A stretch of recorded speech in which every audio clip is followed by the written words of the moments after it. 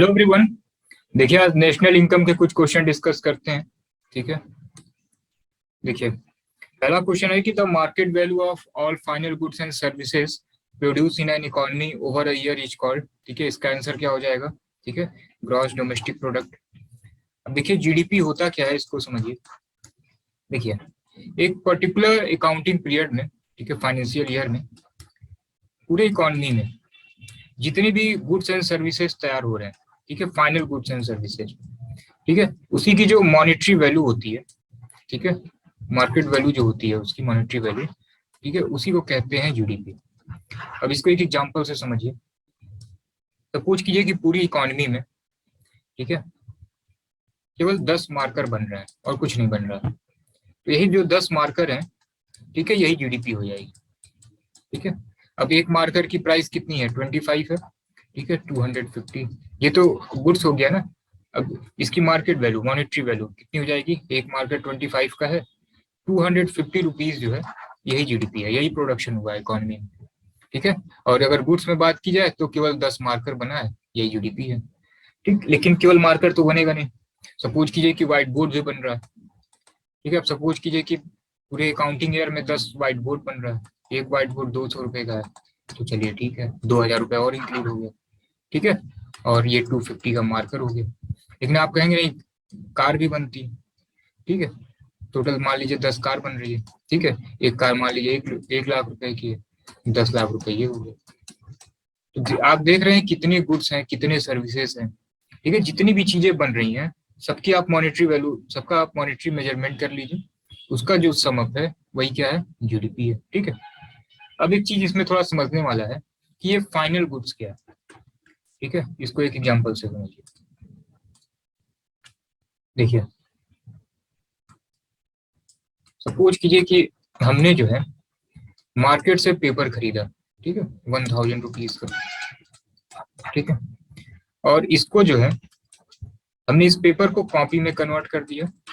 ठीक है, कॉपी हमने बना दी और 20 कॉपी हमने बना दी, और इसकी वैल्यू जो है ये है 1500। 1000 रुपए की हमने कॉपी, ये पेपर खरीदा, और उसकी कॉपी जो है हमने 1500 में सेल कर दी।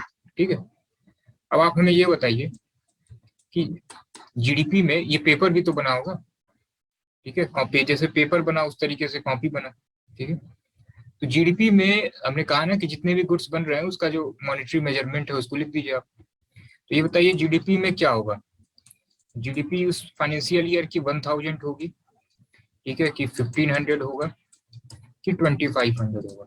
ठीक है, मैक्सिमम लोगों को आंसर लग रहा होगा कि 2500 होगा। एक तो ये हो गया, एक तो पेपर बन रहा है, एक तो कॉपी बन रही है, लेकिन ये गलत है। ठीक है, सही आंसर 1500 है।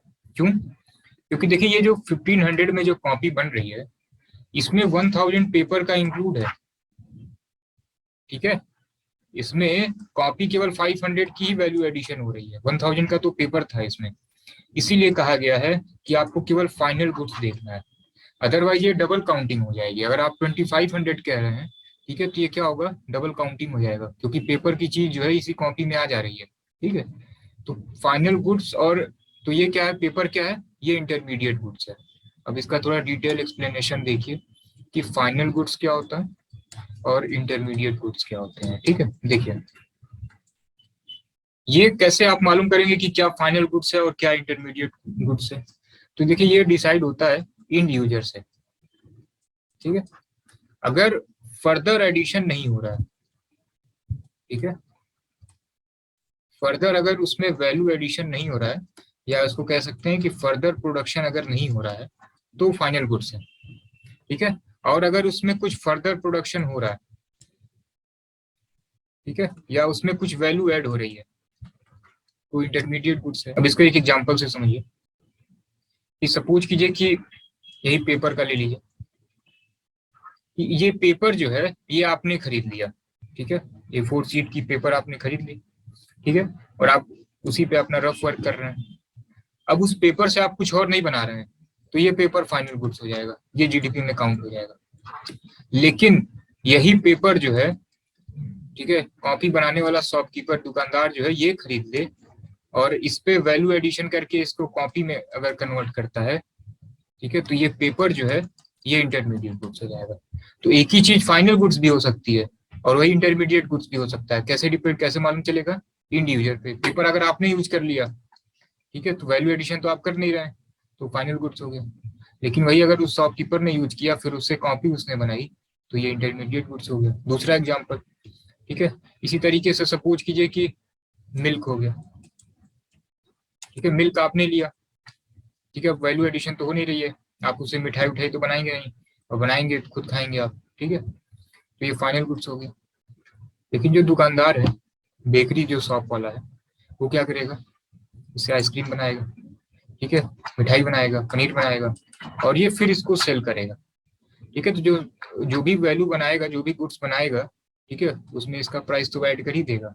तो डबल काउंटिंग हो जाएगी अगर हम इसको अलग से देखें और फिर उस मिठाई को अलग से देखें। तो ये इंडिविजुअल पे डिपेंड करेगा कि क्या फाइनल है, क्या इंटरमीडिएट है, ठीक है। तो इसका आंसर सही क्या था? सी ऑप्शन था। नेक्स्ट क्वेश्चन देखिए कि विच of the following is the method of measuring national income. ठीक है, देखिए जो लोग इकोनॉमिक्स के स्टूडेंट होंगे, कॉमर्स आपने लिया होगा, तो ये सब आप जानते होंगे। ठीक है, टोटल 3 मेथड होते हैं मेजर करने के। इनकम मेथड, ठीक है, ये प्रोडक्शन मेथड, ठीक है, और ये एक्सपेंडिचर मेथड, ठीक है। इसी को कहते हैं वैल्यू एडेड मेथड। इसी का दूसरा नाम है वैल्यू एडेड मेथड, ठीक है। तो ऑल ऑफ दीज हो जाएगा इसमें। नेक्स्ट क्वेश्चन कि why are the intermediate goods not included in the national income while measuring national income. ठीक है, देखिए अभी आपको बताया कि क्या रीजन है, डबल काउंटिंग। ठीक है, इंटरमीडिएट गुड्स को हम अगर ले लेंगे तो फिर डबल काउंटिंग हो जाएगी, तो इसको अवॉइड करने के लिए हम इसको कंसिडर नहीं करते। फिर विच of the following is included in circular flow. अब ये देखिए सर्कुलर फ्लो क्या है, सब नए नए कॉन्सेप्ट हैं, इसको देखिए। देखिए सपोज कीजिए कि इकोनॉमी में केवल 2 ही सेक्टर हैं, एक हाउस होल्ड सेक्टर है, ठीक है, और एक फर्म है, ठीक है।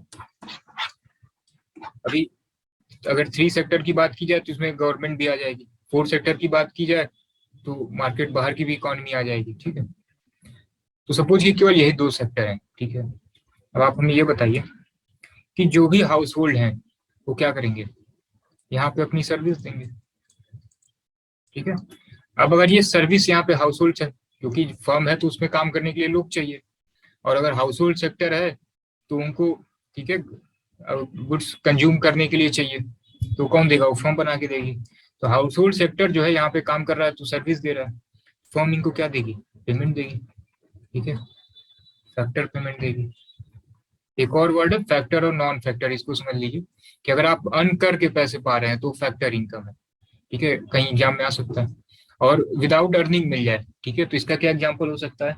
स्कॉलरशिप विदाउट अर्न किए मिल जा रहा है आपको, ठीक है, सब्सिडी। तो ये सारी चीजें जो है नॉन फैक्टर इनकम है, और आप वर्क करके अगर इनकम अर्न कर रहे हैं तो फैक्टर है। तो इन्होंने अपनी सर्विस दी तो यहाँ पे इनको पेमेंट मिला, ठीक है।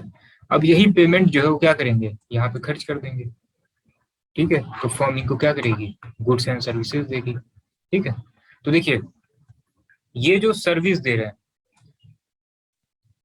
ठीक है, और ये जो गुड्स एंड सर्विसेज दे रहे हैं, ये सर्विस इनको दे रहे हैं, ये गुड्स एंड सर्विसेज इनको दे रहे हैं, इसको बोलते हैं रियल फ्लो, ठीक है। और इस पे यहाँ पे काम करने के लिए फर्म ने इनको पैसा दिया, ठीक है, और गुड्स खरीदने के लिए इन्होंने, ठीक है, फर्म को पैसा दिया, इसको कहते हैं मनी फ्लो, ठीक है। तो सर्कुलर फ्लो में, ठीक है, दोनों आता है, रियल फ्लो आता है, मनी फ्लो आता है, बोथ ए एंड बी, ठीक है। नेक्स्ट क्वेश्चन देखिए कि which are of the following is included in stock. देखिए स्टॉक कॉन्सेप्ट क्या होता है? जो एक पर्टिकुलर पॉइंट पे मेजर किया जाए। एक और फ्लो कॉन्सेप्ट क्या होता है? ठीक है, जो एक पर्टिकुलर पीरियड पे मेजर किया जाए। तो इसमें से स्टॉक क्या है? ठीक है, दोनों है, मनी है, वेल्थ भी है, quantity of wheat stored in warehouse ये भी है, ऑल द अबव है, ठीक है। चलिए नेक्स्ट क्वेश्चन देखिए, which of the following services are included in the secondary sector. ठीक है, सेकेंडरी सेक्टर में देखिए क्या इंक्लूड है, देखिए primary sector, secondary sector, tertiary sector, ठीक है, जहां पे चीजें ओरिजिनेट हो रही हैं, ठीक है, जैसे फार्मिंग सेक्टर हो गया, वो प्राइमरी सेक्टर हो गया, एग्रीकल्चर, ठीक है, जहां पे ठीक है, एक गुड्स को दूसरे गुड्स में कन्वर्ट किया जा रहा हो वो मैन्युफैक्चरिंग है, और जहाँ सर्विस दी जा रही हो वो टर्सरी सेक्टर है। तो सेकेंडरी सेक्टर में क्या है? मैन्युफैक्चरिंग। ठीक है, इंश्योरेंस हो गया, ट्रेड हो गया, बैंकिंग हो गया, ये सब किस में आएगा? सर्विस, टर्सरी सेक्टर में। ठीक है, पर कैपिटा इनकम कैसे कैलकुलेट होती है? ठीक है, तो ये होती है gross national product divided by total population. ठीक है, फिर है which of the following is deducted from GNP to arrive at NNP. ठीक है, देखिए जो इकोनॉमिक्स से नहीं होंगे उनको थोड़ा सा लगेगा कि ये क्या है, लेकिन कोई दिक्कत की बात नहीं है। आप ये बताइए, ठीक है, इसको कहते हैं ग्रॉस नेशनल प्रोडक्ट और ये होता है नेट नेशनल प्रोडक्ट। ठीक है, इसको शॉर्ट में बता देते हैं, ये जीएनपी है और ये एनएनपी है। ठीक है, पूछा जा रहा है कि ये जो है जीएनपी से में अगर एनएनपी आना हो तो क्या डिडक्ट करना होगा, ये बताइए। ये दोनों तो सेम है। अब बेसिक समझिए, कभी भी अगर आपको ग्रॉस से नेट पे आना हो, ठीक है, आपकी सपोज कीजिए कि फोन है आपका, ठीक है, आईफोन प्रो मैक्स हो या कोई भी फोन हो, ठीक है, सपोज कीजिए कि 20,000 का फोन है आपका, कभी लिया होगा आप, ठीक है, 2016 में सपोज कीजिए आपने लिया है। ठीक है, काफी पुराना हो जाएगा, इतना पुराना यूज करेंगे नहीं आप। ठीक है, 2019, ठीक है, ये सपोज कर लेते हैं। ठीक है, 20,000 का फोन है जो 2019 का, अभी चल रहा है 2022, अभी आपकी फोन की वैल्यू क्या होगी? ठीक है, सपोज कीजिए कि 10,000। तो ये जो फोन की वैल्यू है ये ग्रॉस वैल्यू है, और अभी जो वैल्यू है ये नेट वैल्यू है। तो आप ये बताइए, ये 20,000 से 10,000 आ गया, तो ये जो डिक्रीज हो रहा है इसको क्या कहते हैं? डेप्रिसिएशन कहते हैं। ठीक है, for in the value of fixed asset. ठीक है, ये क्या होता है? डेप्रिसिएशन होता है। तो हमेशा जो है ग्रॉस से अगर हमें नेट जाना हो तो क्या करना होगा? डेप्रिसिएशन माइनस करना होगा। सिंपल है। नेक्स्ट देखते हैं, income and consumption are inversely directly partially unrelated. ठीक है, देखिए इनकम और कंजम्पशन क्या होते हैं? डायरेक्टली रिलेटेड होते हैं। इनकम आपकी अगर क्या होगी? इंक्रीज करेगी, कंजम्पशन आपका इंक्रीज करेगा, सिंपल सी बात है। नेक्स्ट क्वेश्चन दिया गया है कि national income estimate in India are prepared by, ठीक है, सेंट्रल स्टैटिस्टिकल ऑर्गेनाइजेशन। ठीक है, डी ऑप्शन होगा। सिंपल है। तो नेशनल इनकम के ये कुछ बेसिक कॉन्सेप्ट थे, इसको रिवाइज कर लीजिए। ठीक है, नेक्स्ट क्लास में जो है कुछ न्यू चैप्टर स्टार्ट करते हैं। ठीक है।